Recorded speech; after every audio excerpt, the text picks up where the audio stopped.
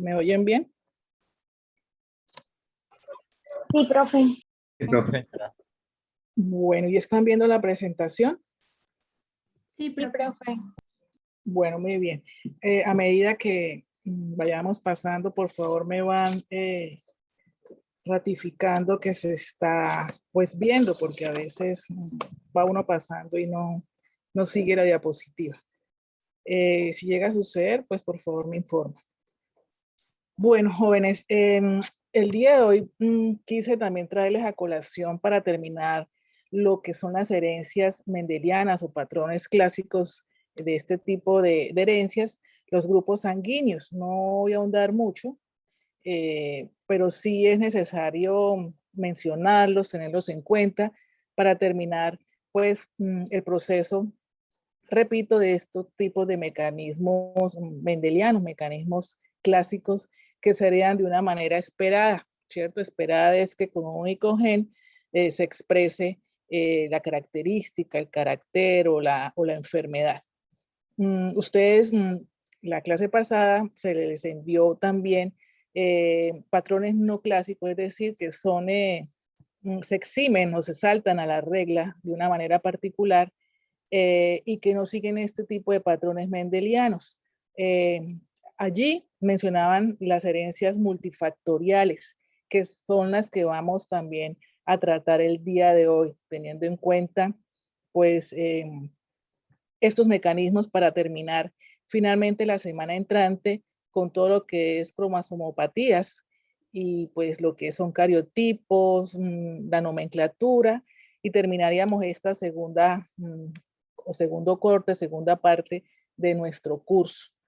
Desde sí, entonces, con base en estos grupos sanguíneos, pues vamos a tener en cuenta también el factor o sistema RH, que pues de la mano son supremamente importantes, ¿cierto? Como ustedes ya conocen para todo este proceso de transfusiones, etcétera, de compatibilidad, etcétera.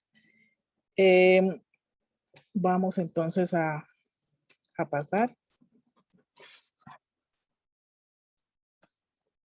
Esto es para, pues ustedes ya lo saben más que nadie, los grupos sanguíneos están, el grupo A, B, AB y el grupo O. El grupo sanguíneo AB y O fueron inicialmente descritos especialmente por en 1901, ¿cierto? Diferente al grupo sanguíneo AB, que fue mucho después esa descripción y ese hallazgo. Pero lo que quiero aquí pues traer con esta diapositiva es pues recordarles, y ustedes les repito, pues más estudiantes de medicina saben de qué manera están esos antígenos y esos anticuerpos dispuestos en esos eritrocitos y cuáles son obviamente los que están presentes en qué grupo sanguíneo y cuáles hablando de anticuerpos y antígenos están ausentes en cada uno pues de estos. La tabla de compatibilidad, los grupos pues que son receptores y donadores universales, también lo tienen ustedes supremamente claro e importante. Esto es para que al final vamos a mirar un estudio que se ha hecho a nivel nacional, a nivel Colombia, de algún tiempo, conociendo también con base en algunos bancos, perdón, bancos de sangre, los grupos sanguíneos más predominantes en el país.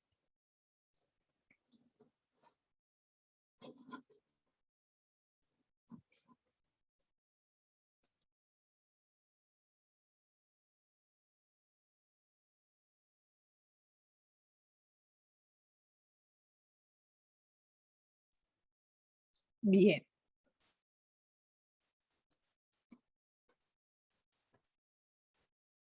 Bueno, los grupos sanguíneos también es importante determinar que se le han relacionado pues ciertas enfermedades supuestamente dependiendo del grupo sanguíneo están siendo estudiadas para saber qué tan asociadas están. Unos están a favor, otros en contra, pues que dicen que ninguna enfermedad está relacionada ni siquiera de padecerla o no padecerla con el tipo de sangre, más bien está relacionada es con la raza del individuo. Más sin embargo, se tienen algunos sesgos, ¿cierto? O alguna información al respecto, donde ustedes pueden ver allí que relacionan el tipo sanguíneo tipo A con un riesgo de padecer problemas gástricos, problemas digestivos, cáncer de colon, etcétera, en relación a los otros grupos sanguíneos, que el tipo O tiene una predisposición también supuestamente superior de manifestar pues úlceras pépticas, y el grupo B, el riesgo de estos son de sufrir infecciones bacterianas en pulmón, etcétera, Escherichia coli, Streptococcus como tal. Entonces, nuevamente hay a favor y en contra de este tipo de aseveraciones, donde algunos dicen que no tiene nada que ver con el tipo de sangre que tiene la persona para manifestar o no manifestar una enfermedad, y que está relacionado, repito, básicamente es con la raza, más no con el grupo sanguíneo. Pues amanecerá y veremos qué tan relacionado esté. También hablaban ahorita, hablando del coronavirus, que los grupos sanguíneos, si han oído ustedes, tipo A, son más susceptibles de ser, ¿cierto? Tienen un alto riesgo de ser infectados por el virus en relación a los demás grupos sanguíneos. ¿Han oído hablar de eso? No, profe, por mi parte no. Bueno, eso se estaba también diciendo, que el grupo sanguíneo A, habían más personas infectadas por coronavirus que el resto de los grupos sanguíneos. Bueno, importante, interesante les decía yo, trabajar estos grupos sanguíneos a nivel del patrón de herencia mendeliana que manejan ellos, no están fuera de esta herencia. Es el gen es trialélico, ya saben ustedes, porque tiene pues 3 alelos. El que es codominante es el grupo AB.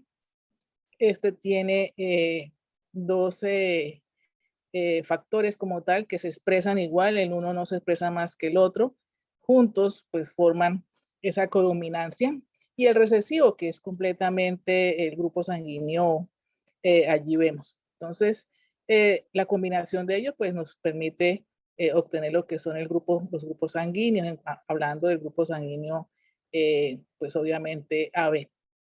Vemos aquí un ejemplo de una persona tipo A que puede ser homocigota o puede ser heterocigota para ese grupo sanguíneo. En el primero de los casos nos dice, pues, obviamente solamente va a transmitir el alelo, el A, mientras que obviamente si es heterocigota, pues fenotípicamente va a expresar el alelo dominante, en este caso va a ser el grupo A, versus el recesivo, que siempre va a ser el grupo O. Entonces, pero podrá tener hijos de grupo sanguíneo A y de grupo sanguíneo pues O. Lo mismo ocurre con el tipo de sangre pues B. Entonces, eso es importante porque de esa manera conocemos cómo se puede estar transmitiendo esos mecanismos o esos patrones allí en cuanto al grupo sanguíneo, ¿cierto? Les decía que en Colombia y a veces en sectores específicos como en Antioquia, en Valle de Aburrá, todo lo que es Medellín, se han tomado la tarea en trabajar la frecuencia de los grupos sanguíneos. En Colombia se hizo algún tiempo también, no ha variado, no hay márgenes de que haya cambiado esa frecuencia de los grupos sanguíneos y los factores RH. ¿Qué querían? Pues con este trabajo, básicamente el establecer un patrón nacional de distribución de esos grupos sanguíneos por secciones de salud, con base en los datos que se obtienen de donantes de bancos de sangre. De esa manera es que se puede obtener pues el predominio de cada grupo sanguíneo dependiendo de la región, ¿cierto? Nos permite localizar, nos va a permitir también pues ubicar, intercambiar sangre. Es importante esa parte también, porque de esa manera, conociendo dónde hay más necesidad de cierto tipo de sangre, pues sabemos con ese banco de información dónde podemos acudir de esa manera, ¿cierto? También es importante que de esa manera, de esa distribución que se tiene por regiones, por sectores que nos ofrecen esos bancos de sangre, nos permite también una información bastante útil en varias áreas, sobre todo en genética, para identificar que, como ustedes saben, personas, antes los grupos sanguíneos se utilizaban para determinar paternidad, hoy día ya saben pues que no es así porque no son tan exactos. Cualquiera puede ser el papá en un grupo sanguíneo. Cuando se trabajaban en los juzgados, quién era el papá de un niñito, así estaba con un grupo sanguíneo y teníamos pues a varios candidatos y cualquiera de ellos podía haber sido. Entonces es muy inexacto, ya el DNA está trabajando en esas pruebas de paternidad. En el campo antropológico también para hallar diferencias raciales según su distribución, es importante tener en cuenta eso. Y que no hablar de los antígenos RH, son de gran interés en medicina, en las reacciones, por ejemplo, hemolíticas de origen inmune por incompatibilidad, en las transfusiones sanguíneas, enfermedades también hemolíticas del recién nacido, que ustedes ya conocen, y enfermedades pues obviamente autoinmunes. Todo este valor se da al conocer los grupos sanguíneos en las diferentes regiones de nuestro país. Entonces, con base en este estudio, pues se tiene una distribución de los grupos sanguíneos en Colombia. Y es el siguiente: el grupo sanguíneo tiene una elevada frecuencia con respecto a los demás grupos sanguíneos, es el más frecuente. Sigue el grupo A, tiene una frecuencia intermedia, y los menos frecuentes es el grupo B y el grupo AB en el último lugar. Y también observaron los patrones del factor RH positivo y negativo. Entonces, la población RH positiva es más frecuente que la RH negativa. Este trabajo nos ayudó muchísimo para también determinar algo interesante, y es que lo que es Antioquia, hay varios departamentos que están relacionados con factores RH negativo mayor que los positivos, pues tiene una alta frecuencia de enfermedad hereditaria del recién nacido. Eso llama la atención, pues está correlacionado obviamente con el factor RH negativo que se encuentra allí en mayor medida. También interesante el estudio de estas frecuencias a nivel nacional, donde la distribución de los grupos pues, sanguíneos varía de acuerdo con las etnias en Colombia.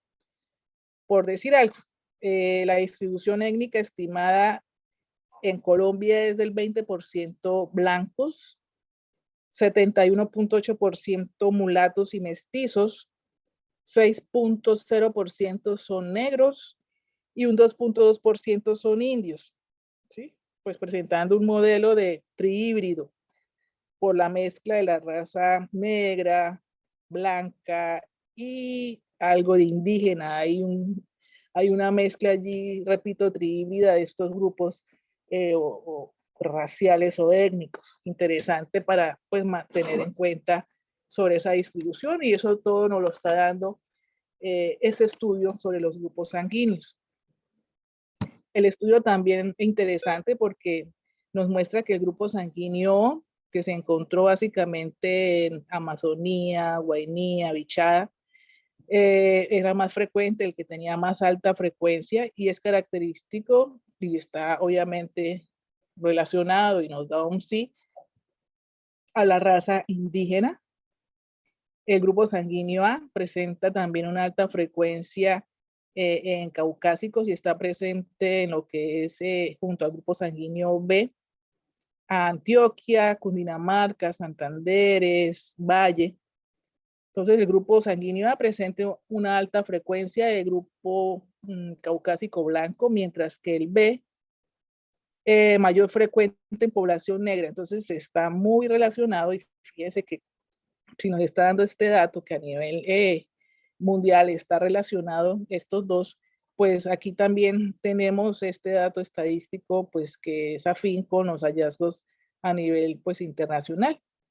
En Antioquia, Cundinamarca, Santander y Valle, les decía yo, hay una distribución de grupos étnicos más no indígenas, ¿cierto? Está básicamente distribución de este grupo.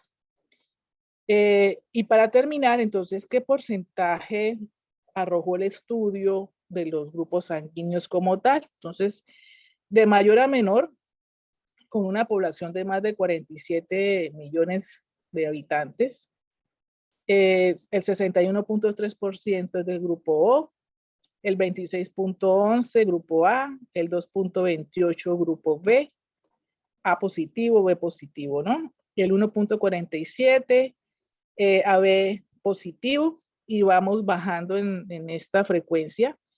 El 5.13% es O negativo, el 2.7% es A negativo, el 0.7% es B negativo y el menos frecuente es el 0.31% del grupo AB negativo. Entonces, interesante el trabajo porque, en conclusión, el desarrollo pues, de programas de promoción, ¿cierto?, de lo que es la donación voluntaria y repetitiva de sangre, pues debería tener en cuenta estas áreas, ¿cierto?, de distribución de grupos sanguíneos con el fin básicamente de mejorar la selección de donantes por grupos para poder identificar también aquellas poblaciones donde pudiesen captarse los grupos sanguíneos de muy baja frecuencia. Entonces, tener como una red de transfusión y de donadores de sangre, que haya conciencia, porque la mayoría solamente dona una sola vez sangre, ¿cierto? Una primera vez y ya. Y lo importante es mantener estos parámetros pues altos, conscientes, que la población sea consciente que con esto, con una persona que done, se salvan 3 o 4 vidas. Importante tenerlo presente pues allí. Y ya pues como dato curioso, también a nivel por razas, los grupos sanguíneos es importante tenerlo, pues ya lo he mencionado aquí en Colombia, pero el grupo sanguíneo más primitivo según la historia, y por lo tanto los primeros cambios hicieron, ¿cierto? Los cambios raciales hicieron primero en este grupo, con base en este grupo sanguíneo. ¿Cuál cree ustedes que es?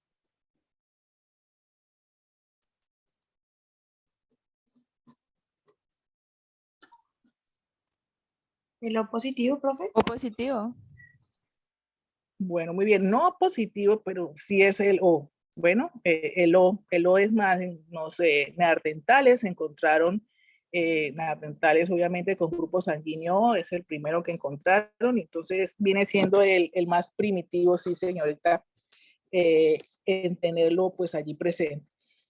Y vamos a mirar entonces de dónde provienen pues los grupos como tal. Hablamos en Colombia y pues el aspecto étnico, etcétera, pero pues a nivel de Europa, sobre todo Europa occidental, prevalece el grupo sanguíneo A. Los grupos sanguíneo B provienen de Asia, lo que es Japón, la India, Mongolia, China, predomina este grupo sanguíneo B. El grupo sanguíneo AB se considera el más moderno de todos los grupos, si se puede decir de alguna manera, porque hace 10 a 12 siglos no existía. Por la misma razón es el más raro, por eso ustedes ven que es el menos frecuente en la población. Y se originó, ya saben, de la mezcla pues del grupo sanguíneo A, ¿cierto? De los caucásicos, del grupo B, de los mongoles. Este grupo básicamente es tan infrecuente, ¿cierto? Es un grupo sanguíneo bastante pequeño, es decir, solamente un 5% de la población mundial lo presenta. El grupo sanguíneo AB, del que estamos hablando, tiene mayor concentración en asiáticos, lo que son chinos, filipinas, hindúes, japoneses, coreanos y vietnamitas. Están allí, seguido de los negros no hispanos y de los blancos también no hispanos. Y la pregunta nuevamente, tipo de sangre más común, ¿cuál creen ustedes que es según el grupo sanguíneo?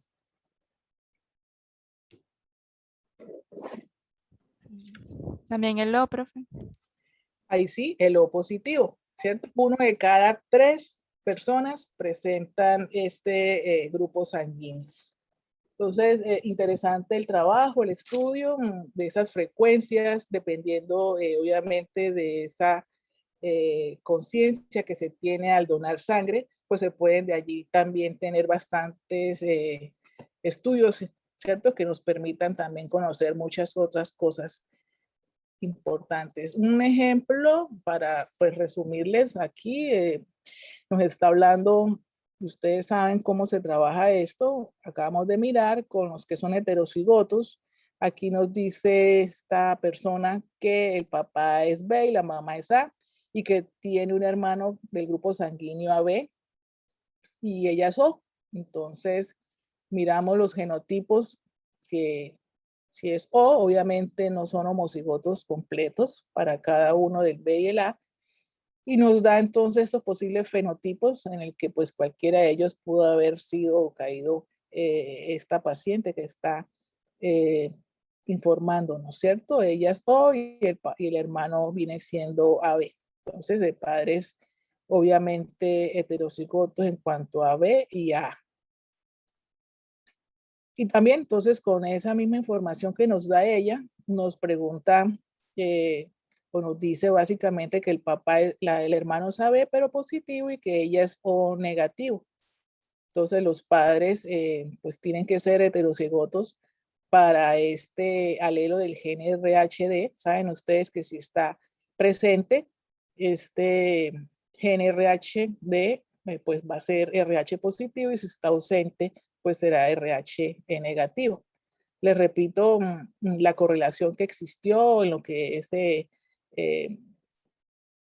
Antioquia y cierto lo que es Caldas con pacientes que presentaron pues la enfermedad hemolítica de recién nacidos pues sus hijos, que en más frecuencia el RH negativo pues allí.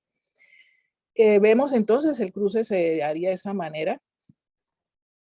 Ahora les planteo yo este ejercicio, teniendo en cuenta eso, qué proporción de individuos del grupo ORH negativo nacerán del cruce de esta pareja, donde el uno es O y es heterocigoto, aquí se los ponen fácil, y el otro es heterocigoto para el grupo sanguíneo A, donde también es heterocigoto para Rhesus, para el factor RH. Entonces, ¿qué proporción de individuos de ese grupo nacerán de ese cruce? Y no tanto de qué proporción, sino qué fracción será grupo sanguíneo RH negativo. Más bien hagan ahí la tablita y el que esté listo me avisa. La pregunta sería, ¿qué fracción de la descendencia será O RH negativo? Y el que esté listo me dice.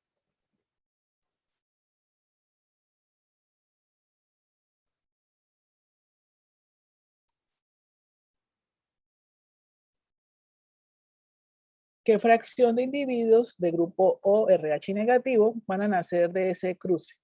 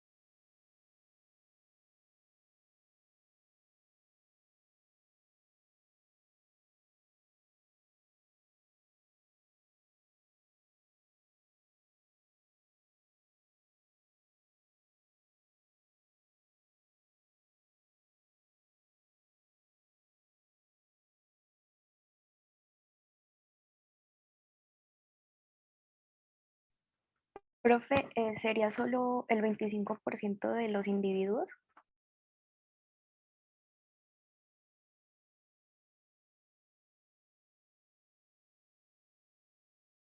Sí, a mí también me dio pues lo mismo que a ti, 25%, porque pues sí, así como dices tú.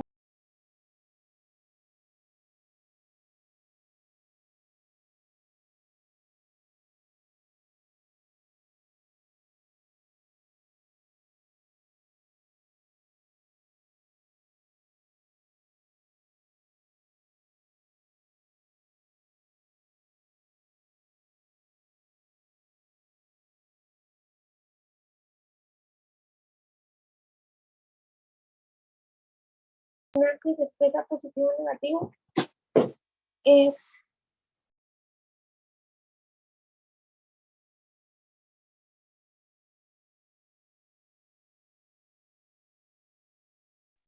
La oigo qué fracción, no qué porcentaje, sino qué fracción será o RH negativo. el 25%. ¿Qué fracción? Sería 1 de 4. Un cuarto. ¿Un cuarto? ¿Están seguros? Sí, No, profe, me dio un octavo. ¿Quién habló? Yo. Hola, Laura. ¿Laura Pita? ¿O Laura qué? Laura Polanco. Muy bien, Laura. Un octavo. Laura Polanco. Vamos a mirar acá. Entonces, un octavo de los descendientes va a ser grupo O, RH negativo, ¿cierto? Vamos a mirar otro. Por favor, tengan en cuenta cuando se les hace la pregunta, porque aquí nos están dando de proporción. Acuérdense que proporción es 1:2, 3:1. En este caso, fracción, pues son fraccionarios y porcentaje es diferente. Vamos a mirar otro y con eso terminamos. Es posible que una mujer del grupo sanguíneo RH positivo y un hombre ABRH negativo tengan un hijo de grupo ARH negativo. Deben razonar la respuesta, analícenla y el que la tenga bien habla.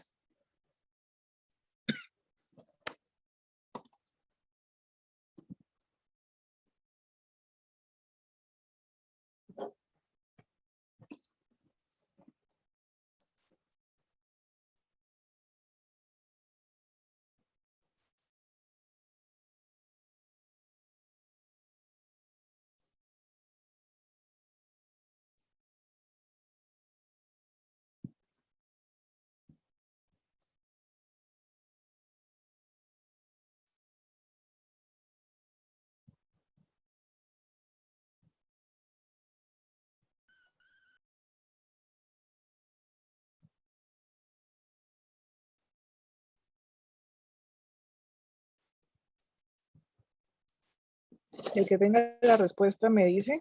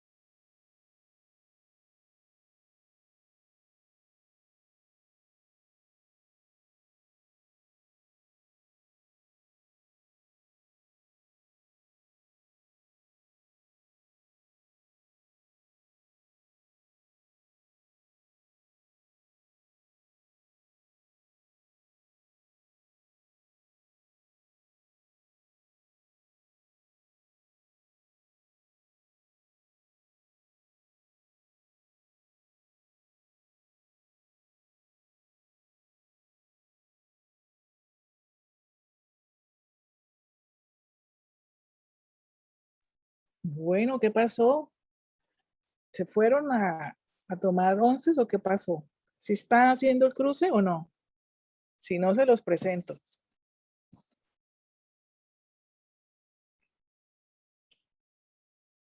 Estamos en eso, profe.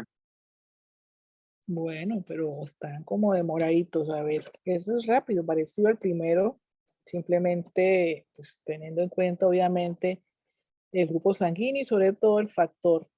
¿Por qué nos da negativo allí? ¿Cómo podría ser esa señora? Pues, profe, yo creo que no porque el RH positivo, o sea, el RH positivo es dominante, ¿no? Entonces no podrían tener un hijo con un RH negativo. Ujú. ¿Será?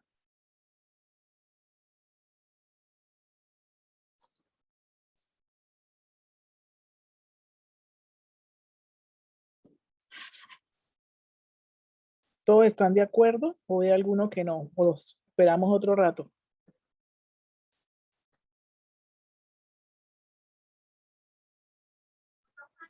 Profe, pues si nos pudiera dar 2 minuticos más para rectificar, estaría perfecto. Bien, las espero, los espero.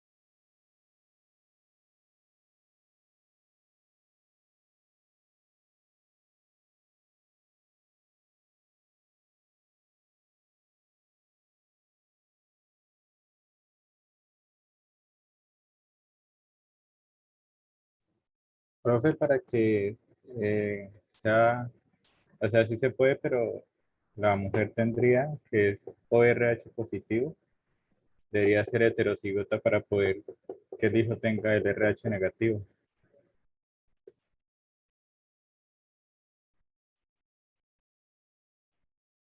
¿Quién habló? Gustavo, ¿Gustavo qué? piensa. Muy bien, Gustavo. Sí, señor. Ujú. Vamos a mirar entonces esa respuesta acá.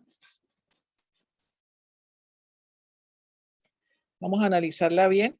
Mujer, RH positivo, hombre, RH negativo y están esperando tener que pues ese hijo sea ARH negativo. Entonces, fíjense lo que nos dice allí, los individuos manifiestan los caracteres recesivos y son necesariamente homocigotos para dicho carácter. En este caso, pues si ella es O, es porque ella es homocigota para el grupo sanguíneo y pues AB es codominante en estos casos, ¿cierto? Y hablando, pues obviamente del factor RH, pues también hay que mirar si ella es homocigota o es heterocigota para el factor RH que hace falta. Del papá sabemos que obviamente si es RH negativo es porque pues tiene el único factor es recesivo porque es homocigoto. Por lo tanto, como está diciendo allí, puede ser heterocigota para el factor RH, puesto que manifiesta carácter en este caso pues dominante. Y observamos aquí el cambio, les decía yo, en el hombre pues hay codominancia y pues un único genotipo para el RH es ser homocigoto porque es R negativo, ¿cierto? RH negativo. Por lo tanto, como van a ver ustedes, el hijo pues va a heredar el grupo sanguíneo A del papá y obviamente el grupo sanguíneo de la mamá, pero pues domina el grupo sanguíneo A. Y los factores RH, en este caso, si él es negativo, el hijo, pues porque ha heredado también el RH negativo, en este caso de la mamá, que es heterocigota, y pues el papá es homocigoto para el factor RH negativo, por lo tanto, pues sería el otro RH. Entonces, en conclusión, La pareja puede tener un hijo de grupo sanguíneo RH negativo, pero para ello la mujer ha de ser heterocigota para el factor RH. Muy bien, Gustavo Pinzón. Entonces, Laura Polanco y Gustavo Pinzón participaron y tienen una apreciativa para estos ejercicios, ¿vale?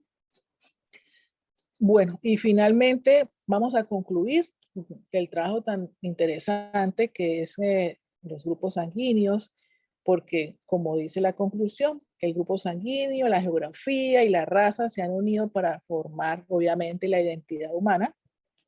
El grupo sanguíneo determina una individualidad y a la vez una similitud mucho más específica e importante que la raza, porque un africano y un caucásico o un blanco, ¿cierto? Podrían compartir el grupo sanguíneo, por decir algo A, un ejemplo, lo cual les permitirá intercambiar órganos, tejidos y sangre. Incluso es posible que compartan funciones gastrointestinales e inmunológicas que no compartiría con una persona de su misma raza, pero con un grupo sanguíneo B. Entonces, importante, compatibilidad en grupo sanguíneo, pues más que obviamente la raza. Es lo que concluye este trabajo sobre los grupos sanguíneos y el factor RH. Bueno, ¿alguna pregunta hasta acá?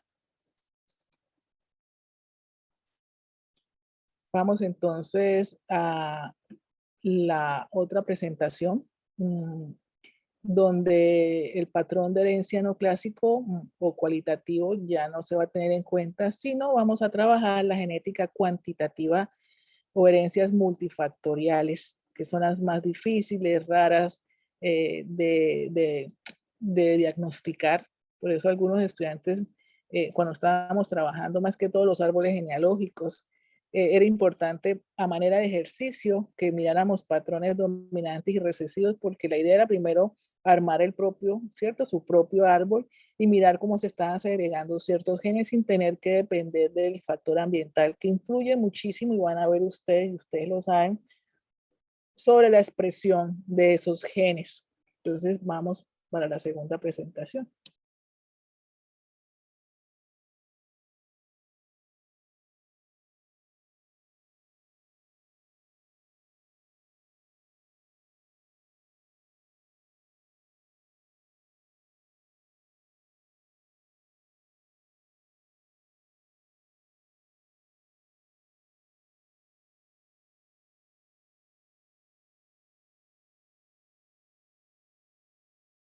Bueno, entonces les decía, esta genética donde no se tiene en cuenta un patrón clásico para mirar cómo se están segregando ciertas características, o sea, depende de un solo carácter o rasgo o enfermedad para que se manifieste en un porcentaje bastante alto, sí o no, en una genealogía, pues están los caracteres cuantitativos, ¿cierto?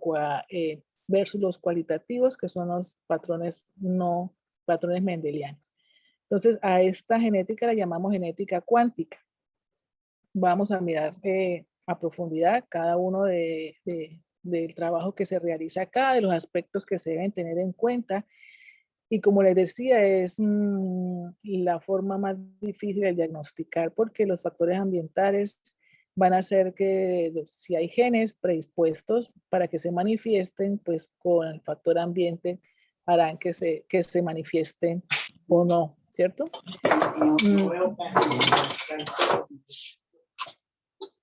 Uy, silenciemos los micrófonos. ¿Quién tiene el micrófono activado, por favor? Que se está oyendo ruido. Bueno. Entonces vamos a mirar, les decía yo, a continuar.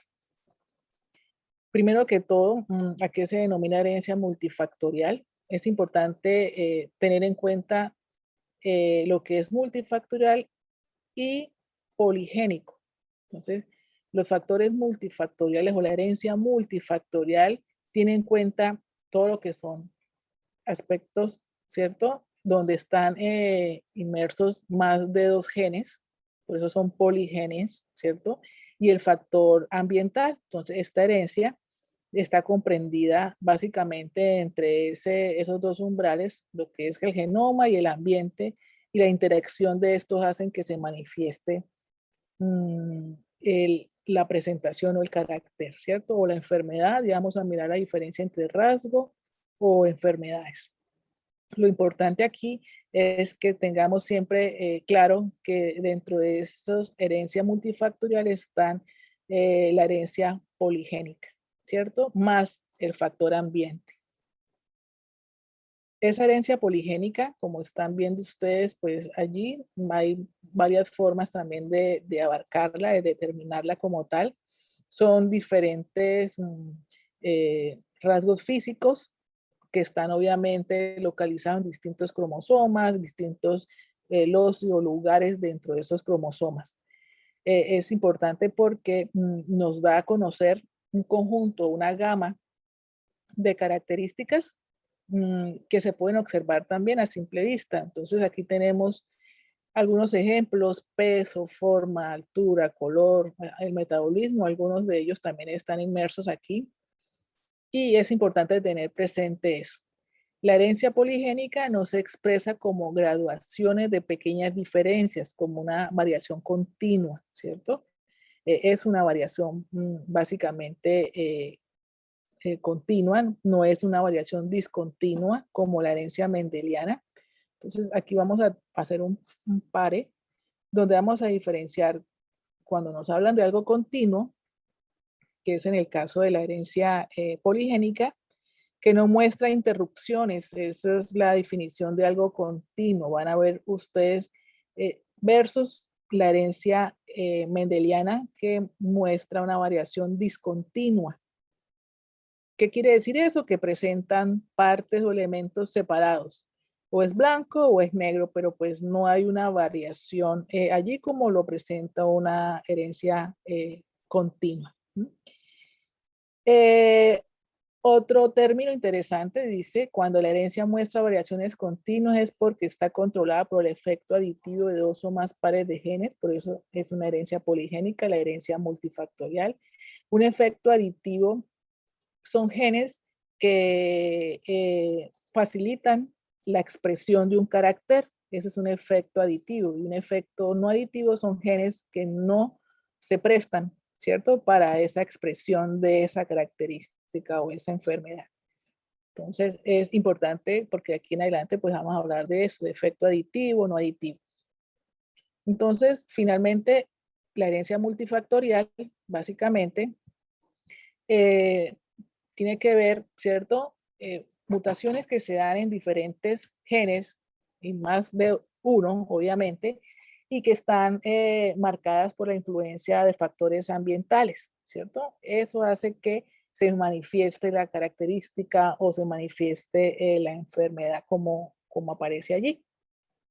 Entonces, hablamos nuevamente que esos genes aditivos hacen que esos caracteres se expresen o no se expresen de una manera determinada, teniendo en cuenta también el factor ambiental. Entonces aquí vemos un ejemplo de esta herencia multifactorial, lo que es presión alta o hipertensión.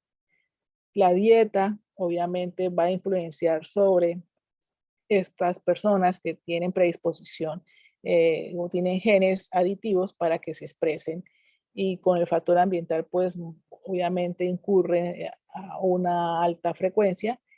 Y observar entonces cómo cada uno de ellos ejerce un papel, ¿cierto?, en esta presentación. No se conoce, como allí dice, de qué manera interactúan, quién desencadena a quién, pero sí sabemos que si existe una predisposición se deben cuidar esos factores ambientales para que esa expresión de estos genes aditivos pues no se dé. Ejemplos ya les he mostrado de estos poligenes o muchos genes. Importante que no se trabajaba en la herencia mendeliana, aquí son cuantificables, se pueden medir, ¿cierto? Más que contar, se pueden medir con diferentes herramientas para poder llegar a una conclusión. Y la expresión fenotípica interesante, vamos a mirar allí lo que hablábamos de la variación continua, porque va a abarcar un abanico de posibilidades de esa expresión de ese fenotipo. En cambio, repito, la herencia mendeliana solamente hay dos estándares, se tiene o no se tiene. Aquí es una variación continua donde vamos a tener pues muestras, ¿cierto? Y de patrones sin interrupciones. Ejemplos: altura, peso, color de ojos y la inteligencia están marcadas aquí en este tipo de herencia multifactorial, porque influyen muchos genes también para que se den, y el ambiente influye bastante. Muchas formas de comportamiento, obviamente muchos factores que están allí inmersos. Entonces vemos aquí una gama de fenotipos, como nos decía allí, es una variación continua, nuevamente, que no muestra interrupciones, sino pues es un abanico de posibilidades. Vemos allí que no solamente es un gen, sino varios genes, por eso es herencia poligénica, y vemos esos fenotipos variados que se pueden obviamente medir básicamente. Bueno, entonces esto que está aquí se refiere a una herencia clásica mendeliana, donde los rasgos son discretos o cualitativos, ¿cierto? Aquí vemos que se tiene o no se tiene. Si se tiene el alelo mutado, pues está presente, o si no se tiene, pues no está marcado como tal el fenotipo. Un individuo puede tener o no tenerlo, eso es lo que hablamos de este tipo de patrón clásico. Ver o no ver un color, o tener o no un determinado síndrome, suelen estar ligados a un gen. Todo esto lo vimos cuando vimos los diferentes patrones de herencia mendeliana. Un ejemplo, si lo llevamos a una gráfica, y el ejemplo que trabajó Mendel con la semilla de la alberja, o es amarilla o es verde, por eso se llama herencia discontinua, porque presenta nuevamente partes o elementos separados, o es verde o es amarilla. Lo que se espera finalmente es una sola cosa, hablando de la F1, un solo fenotipo. No hay una variación, una gama de estos. Y obviamente vemos nuevamente allí esa variación discontinua entre lo que es verde y lo que es amarillo. Mientras que un rasgo o herencia multifactorial, vemos que esas características son cuantitativas, se pueden medir, ¿sí? Vamos a mirar también que no solamente está participando un solo, ¿cierto?, gen o una mutación de este, sino pues varios de ellos están allí haciendo presencia. Y obviamente para determinar esas contribuciones vamos a observar el factor ambiente. Entonces ahí hay un umbral 100% genético al extremo izquierdo y 100% ambiental. Entonces en ambientales podemos, y tenemos el ejemplo de la pierna rota, una pierna fracturada es un factor ambiental, una infección es un factor ambiental, un accidente, como vemos aquí, es un factor ambiental. Un factor genético es obviamente solamente causado por los genes. Está el ejemplo de la fibrosis quística, es autosómica recesiva. No importa que tenga un ambiente adecuado, óptimo, siempre la irá a presentar. Y está en la mitad del umbral casi. La diabetes, en este caso tipo 1, donde pues hay predisposición a presentarla, y obviamente el factor ambiental, una dieta, ejercicio, etcétera, hace que se manifieste. Entonces es importante tener presente esas dos diferencias. Aquí se las presento en esta gráfica. El color de la semilla, hablando nuevamente pues de una variación como tal continua.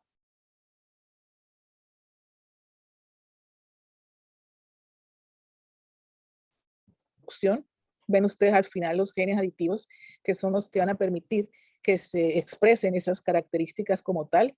Abajo vemos el gráfico para la herencia final poligénica, donde hay diferentes fenotipos.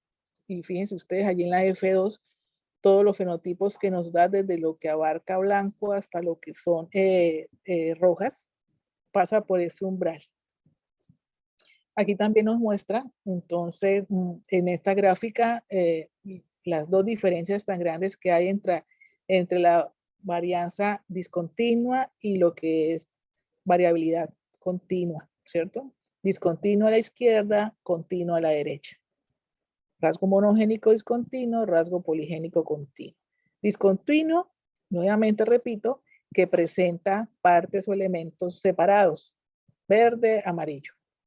Mientras que el continuo, que no muestra interrupciones y va desde varias gamas de fenotipos para contemplar de izquierda a derecha las diferentes características. En esta también vuelvo a definir variación discontinua, variación continua, que ya pues la hemos trabajado en 3 o 4 presentaciones anteriores.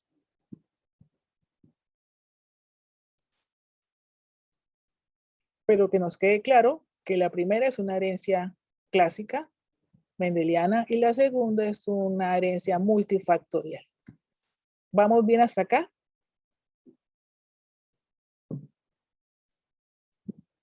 Sí, señora.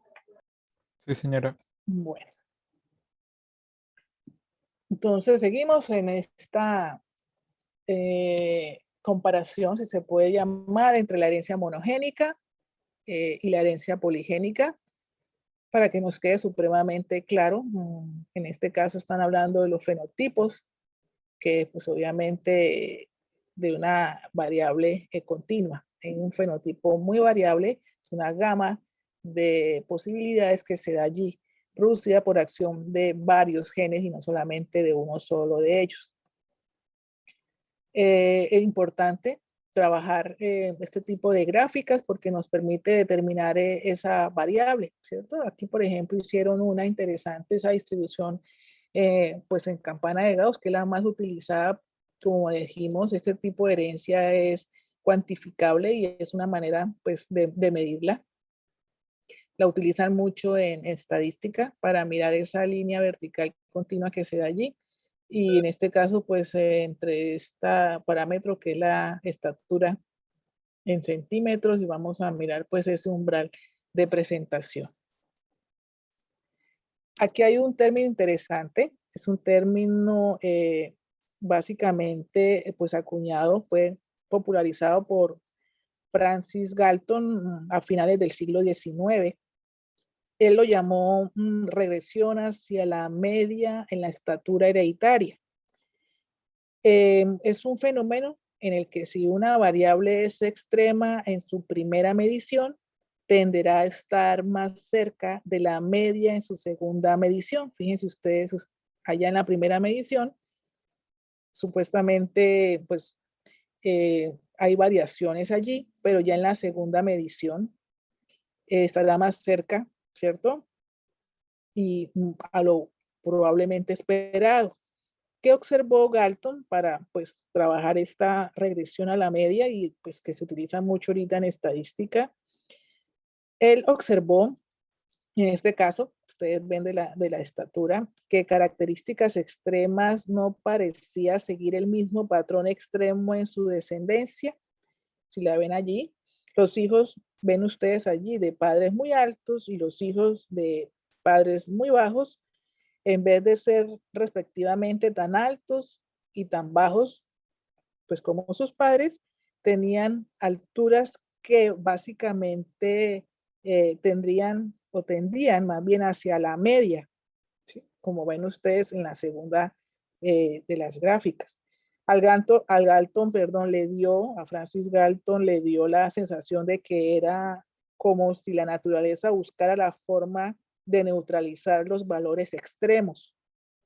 Entonces, cuantificó esta tendencia, que es utilizada por los estadistas básicamente para describir fenómenos de sesgo muestral. Se utiliza pues mucho esto de la regresión a la media.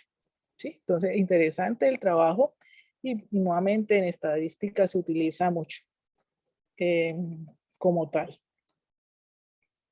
Aquí vemos y nos vamos aproximando a algo interesante para tener en cuenta las características de la herencia multifactorial.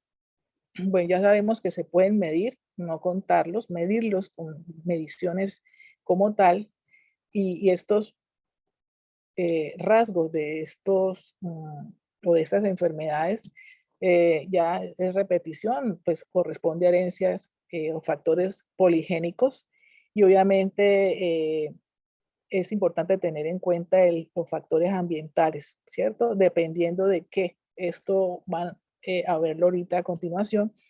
Aquí estamos viendo la imagen de supuestamente un joven que va a variar, va a tener una expresividad variable en estos fenotipos, donde ese factor ambiental va a influenciar o va a influir muchísimo en esa presentación. Importante entender que existe un término bastante diciente para que esos fenotipos, obviamente teniendo en cuenta el genotipo, empiecen a cambiar, a tener un patrón como tal. Entonces, una gama de características de esta herencia multifactorial la está iniciando en primer lugar la agregación familiar, ¿cierto? Vamos a mirar esto un poquito más en detalle. Importante el riesgo, ¿cierto? El riesgo es mayor para parientes en primer grado. Ya vamos a mirar qué es primer grado, ¿cierto? ¿Qué es segundo grado? Y pues hoy es menor obviamente cuando se presenta un segundo grado de consanguinidad para pues, presentar alguna herencia multifactorial. El riesgo de recurrencia es mayor cuanto más afectados hay en la familia, obviamente. Hay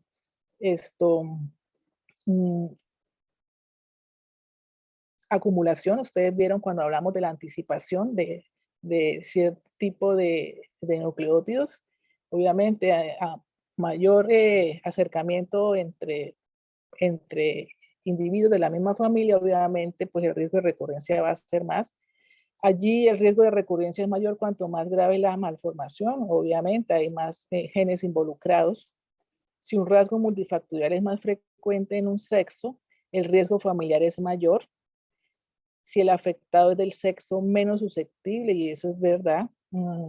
Por ejemplo, si hay labio leporino por decirlo de alguna manera, se ha presentado más en niñas en un grupo familiar, vamos a ver que si se presenta en un varón va a tener mayor grado de profundidad, ¿cierto? Mayor malformación, el sexo menos susceptible. El riesgo de recurrencia familiar de un rasgo multifactorial aumenta si hay consanguinidad. Ya saben, porque comparten obviamente más información. Entonces, estos son los grados de consanguinidad que hay, que están pues en un parámetro establecido. Gemelos monocigotos, primer grado, el progenitor versus su hijo, primero también.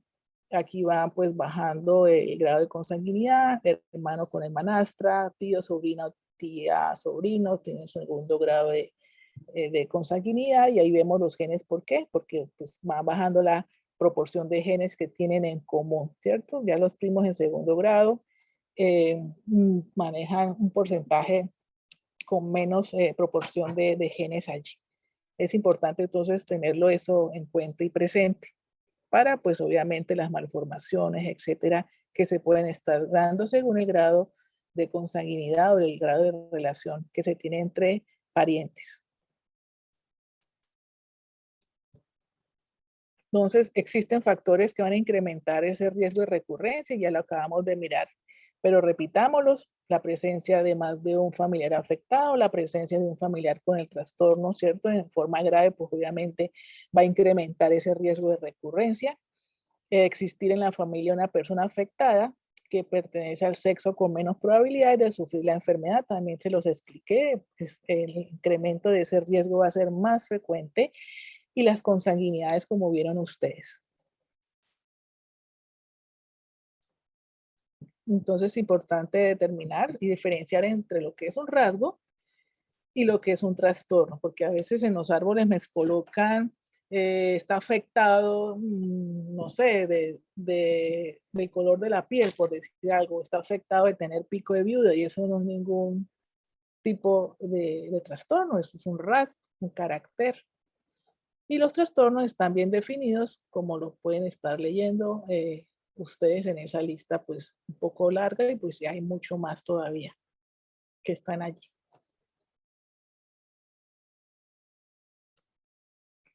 Las alteraciones que muestran una herencia multifactorial, entonces las congénitas, ya las conocen ustedes. Hago hincapié en la luxación congénita de la cadera. Al parecer está muy relacionada con el factor hormonal de la madre para que se dé esta presentación. Se da más en niñas que en varones. Pues ahí vemos muchas otras más. El defecto del tubo neural, saben que es un factor bastante, donde influye el factor ambiental en la toma de ácido fólico, mujeres en edad reproductiva y pues mucho más antes, dirían algunos médicos. Importante porque empiezan a tomarlos cuando ya saben que están embarazadas, ya eso ha transcurrido un tiempo, ¿cierto? Para algunas enterarse de que están embarazadas y los defectos del tubo neural son muy altos en malformaciones congénitas. Y las enfermedades del adulto, que también pues dependiendo de los factores también de envejecimiento, pues está lo que es la diabetes, epilepsia, glaucoma, hipertensión, cardiopatías y esquizofrenia. Importante esta gráfica es el efecto umbral, que también lo utilizamos mucho en esta genética cuantitativa. Es importante mirar ese factor umbral, que si ustedes pasan una raya por la mitad de esa curva, pues estamos viendo que en esa raya pues es un nombre o un parámetro donde vamos a definir entre lo que es afectado y no afectado. Vamos a mirar aquí algo interesante. Cuando se sobrepasa ese umbral como tal, puede ser por dos cosas, en el que algunas personas pueden tener esa predisposición, ¿cierto? Y tienen un alto riesgo genético, y en las que no tienen alto riesgo genético, pero sí tienen exposición a factores ambientales, entonces también se va a expresar, ¿cierto? A alcanzar ese umbral y puede ser o dar el mismo resultado que se espera teniendo el factor genético o no teniéndolo, ¿cierto? Entonces ahí vemos el umbral para entender bien la gráfica donde nos habla, o estamos viendo aquí a la izquierda, por decir algo, labio leporino, entonces tiene alta probabilidad de presentación, más y está en rojo, y en niñas, por decir algo, menos frecuente, como por poner un ejemplo para tener en cuenta este efecto umbral. Vamos a mirar este otro que está acá, la estenosis pilórica. Es más frecuente en varones, mientras que lo que es el tubo el cierre del tubo neural es más frecuente en este caso pues en niñas. Entonces es importante esa campana o ese efecto que se observa allí para poder medir qué tan frecuente y qué tan marcado está el trastorno como tal. Obviamente, pues hay sexo que están más hacia un umbral que hacia el otro, dependiendo de ello. Interesante porque estas herencias multifactoriales nos ha permitido hacer estudios en gemelos, saber qué tanto el ambiente influye sobre la presentación de un trastorno como tal, de una enfermedad. Como les digo, esta es una de las herencias más difíciles de diagnosticar, y para ello han estudiado los gemelos, en este caso monocigotos o idénticos, ¿cierto? Esos gemelos no solamente han compartido un ambiente pre, sino que también después de nacidos, y es interesante porque a través de esto, pues el factor ambiental, el factor genético, pues nos puede dar mucha información, ¿cierto? Entonces aquí nos dice que muy probablemente los gemelos criados juntos comparten, pues obviamente, muchas similitudes en todo, en la parte genética y obviamente en todo lo que es su medio ambiente, ¿cierto? Alimentación, cultura, etcétera. Como también han estudiado gemelos que han sido adoptados, entonces van a mirar esos factores ambientales si han influido en algo porque pues si son separados, obviamente van a tener dos ambientes muy diferentes y mirar cómo se desarrolla cada uno, primero teniendo la carga genética con la que nacieron, pues son idénticos, pero si ese factor ambiental ha hecho cambios en ese estilo y en esa forma también de relacionarse, ¿cierto? Obviamente es interesante porque sí han hecho estudios y sí ha habido correlación. Importante este esquema, esa varianza de una distribución donde tiene obviamente causas genéticas y causa ambiental. Entonces, esos dos van de la mano para que se den ciertas características o ciertos componentes fenotípicos en los individuos. Concordancia de caracteres en estudios de gemelos. Aquí vemos diferencias bastante marcadas entre los que son monocigotos versus los que son dicigotos y pues estos caracteres a la izquierda que como ven ustedes pues observan tienen un porcentaje bastante alto en los gemelos monocigotos.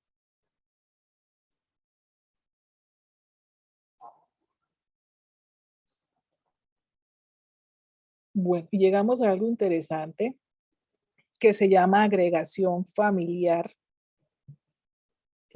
Muy interesante porque si alcanzan a leer en el círculo, nos dice que esa agregación familiar no significa que existan contribución genética, que es tan importante ese ambiente en el que crecemos para que también tengamos un fenotipo particular si estamos hablando de una genealogía, ¿cierto? Entonces, esos factores de riesgo a ciertas enfermedades es mucho mayor o se presentan con mayor frecuencia, me refiero a, pues, dentro de la familia, ¿cierto? A grupos familiares. Allá arriba tenemos un cuadro de Botero, ¿sí? Y vemos, pues, casi que esos patrones, esta agregación familiar nos ayuda mucho a comprender, sobre todo, pues, a los genetistas y a los médicos, dar como, o concientizar a las familias.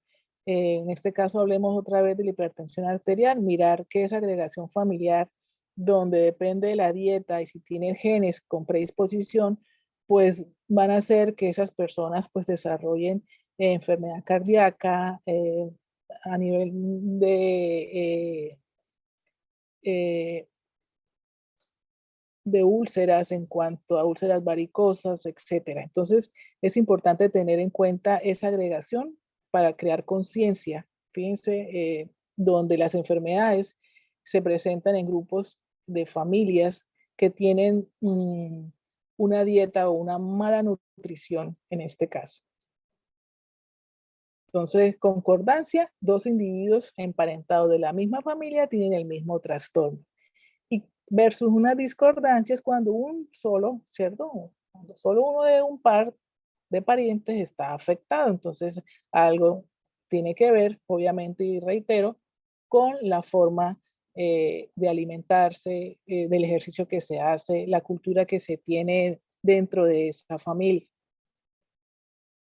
Entonces, vamos a mirar acá, hablando nuevamente de la agregación, que pues para medirla pues, no es sino comparar, ¿cierto? Esa enfermedad que se tiene con la frecuencia de una población en general, pero obviamente hay más probabilidad de estar afectado, ¿cierto? Cuando dentro de un grupo familiar el ambiente no es el más óptimo para que se desarrolle pues los individuos. Entonces, hablando nuevamente sobre todo las enfermedades cardiovasculares, en este caso que son las más estudiadas hoy por hoy. Nuevamente, por eso se hacen estudios con gemelos, ¿cierto? Conocer parientes también cercanos, dependiendo de.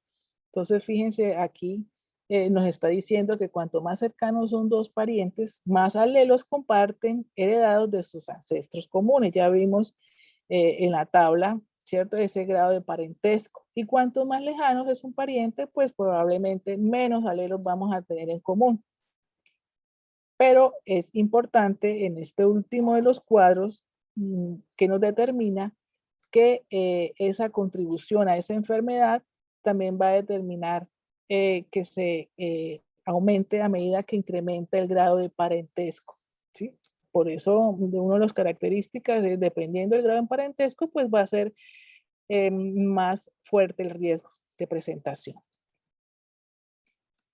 Y algo importante, factor genético versus ambiental, que es lo que hemos hablado todo el tiempo, ¿cierto? En estas herencias multifactoriales, hablando de tan cercano, ¿cierto? Hablando de parentesco, también tiene que ver la probabilidad de compartir el ambiente.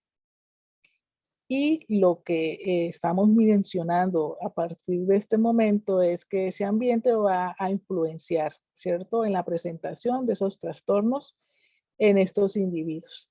Que compartan más o menos alelos en común. Y nuevamente, volviendo a los estudios de gemelos, en este caso los gemelos dicigotos, pues son los que se crían también juntos, obviamente, pero solamente tienen un 50% de los alelos en todos sus dosis, que es cierto, pueden ser distintos también en cuanto a sexo, pero pues comparte solamente un 50%, pero tienen en común el ambiente familiar, la agregación familiar, versus los gemelos monocigotos, pues que tienen obviamente una afinidad casi del 100%, y estos también crecen juntos, mismo ambiente, pues algunos, les decía yo, se han hecho estudios de adopciones donde pues se han separado y se han encontrado bastantes o resultados bastante interesantes con estos gemelos que se han separado. Lo importante acá es algo hablando de concordancia, ¿cierto? Una concordancia para una enfermedad menor del 100%, hay que llama la atención cuando esos gemelos monocigotos, ¿cierto? Están evidenciando cualquier tipo de trastorno no genético, pues va a jugar un papel bastante importante todo lo que son factores ambientales, pero es muy raro observar, porque casi siempre, repito, estos gemelos monocigotos van a compartir o están compartiendo mismo espacio, ¿cierto? Desde antes de nacer y después, cosa que no sucede con los gemelos dicigotos. Aquí repito, con frecuencia se produce una enfermedad en parientes con el mismo ambiente prenatal y probablemente postnatal, hablando de los gemelos monocigotos, versus los que comparten, ¿cierto? Solamente el 50%. Es decir, hablando de trastornos, vamos a ver más frecuencia de enfermedades en unos gemelos monocigotos que han compartido ambientes prenatales y pues, obviamente postnatal, versus los gemelos dicigotos, donde el aporte de cada uno de ellos es del 50%. Y finalmente, ya para terminar, estas son las características de la herencia multifactorial. Obviamente, tienen muchos genes involucrados y el factor ambiental, pues obviamente va a desencadenar, ¿cierto? Toda esta gama de cascadas hacia lo que son trastornos o enfermedades, que se pueden de alguna manera manejar si el factor ambiental es el mejor y el más óptimo, ¿cierto? Para cada uno de los individuos. Bueno, ¿alguna pregunta hasta acá?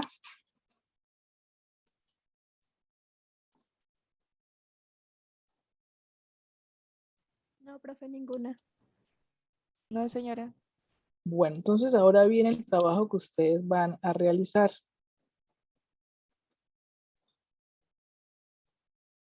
Ustedes van a realizar este taller en grupos de 10, porque si se dieron cuenta, la población debe ser una población significativa para poder tener resultados.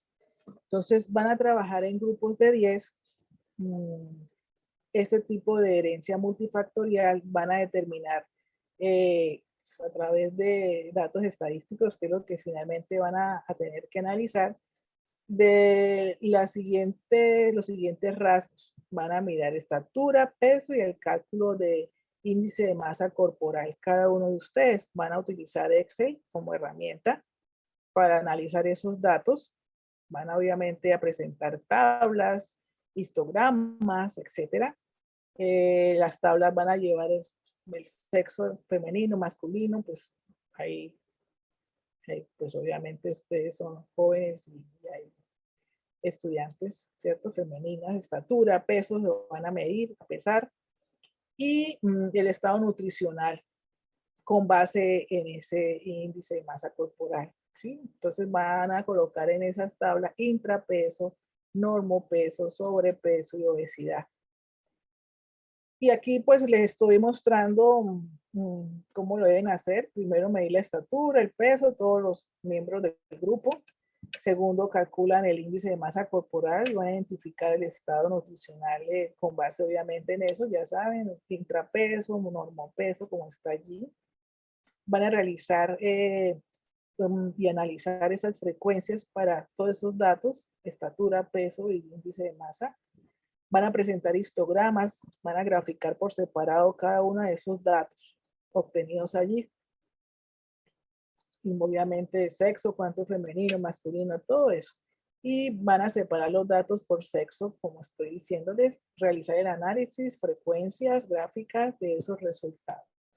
El trabajo es bien sencillo, pero es interesante porque, como ven ustedes acá, la finalidad es esta y quiero por favor que uno de ustedes pues la lea. ¿Cuál es la finalidad de este trabajo?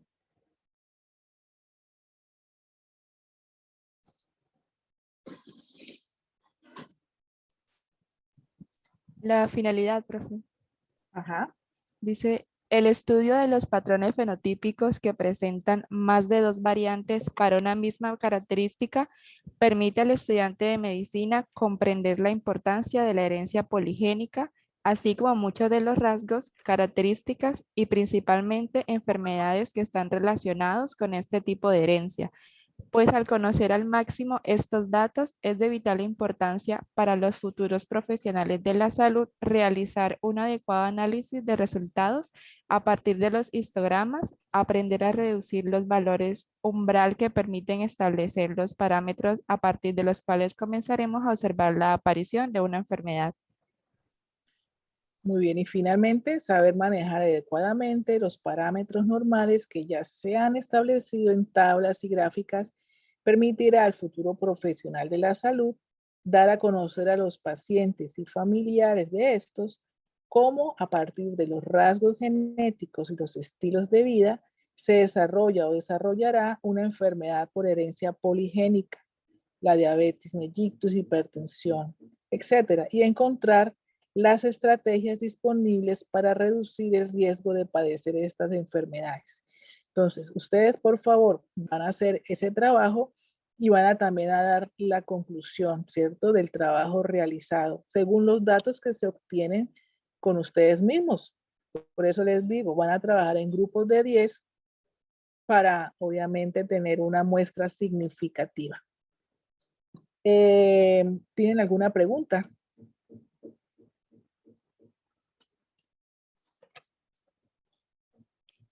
Tienen todo claro, me imagino. Después empiezan con el pobre Doiver o a mandar puros teams, preguntas, etcétera. Pues en realidad sí, está bastante sencillo.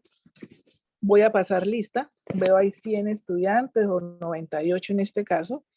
Quiero ver quién es el que siempre o los que siempre faltan, por el motivo que sea. Almeida, Obando, Walmer.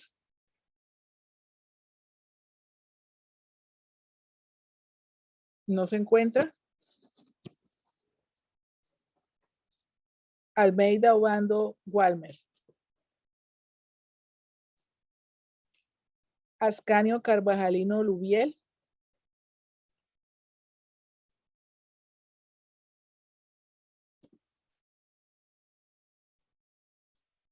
Balanta, Rengifo, Víctor. Presente, profe. Haciendo lo que están haciendo. Saben que el tiempo se va a agotar. 8 días es suficiente y todavía, por ejemplo, con el árbol genealógico y gente que esperó hasta el final, ¿qué hicieron? Les tocó mandarlo por mi correo y a veces pasa que no necesariamente la idea es que por allí se vean las tareas. Las tareas tienen 8 días y tiempo suficiente para desarrollarlas y montarlas para que sean vistas por tareas y no coger a mirar por dónde fue que la enviaron, ¿cierto? Porque esperan hasta el final faltando segundos. Pasa cualquier cosa, la internet falla y pues quedan por fuera. Entonces, única plataforma para esta tarea, para este trabajo, es por Teams y por tareas. Entonces, sigamos por favor esas pautas para desarrollar y que las cosas pues marchen de la mejor manera. ¿Listo? Bueno, jóvenes, entonces un buen fin de semana. Cuídense mucho y nos vemos. Señora. ¿Algún otro parámetro que tengamos que tener en cuenta en el trabajo, además de la introducción, objetivos, conclusiones? Ninguno. Y obviamente el que... El desarrollo, ¿no? Sí, señora, el que arroje cada uno de los resultados del trabajo que van a realizar. Es decir, van a hacer la discusión de esos resultados. Listo, profe. Gracias. Bueno. En porcentajes, obviamente se trabaja cuando se habla de estadística, entonces pues yo veré el trabajo que van a realizar, es un mancomunado, que todos aporten y pues den lo mejor que tienen para este trabajo. Nos vemos, nos reunimos dentro de 8 días, que estén muy bien. Buen fin de semana.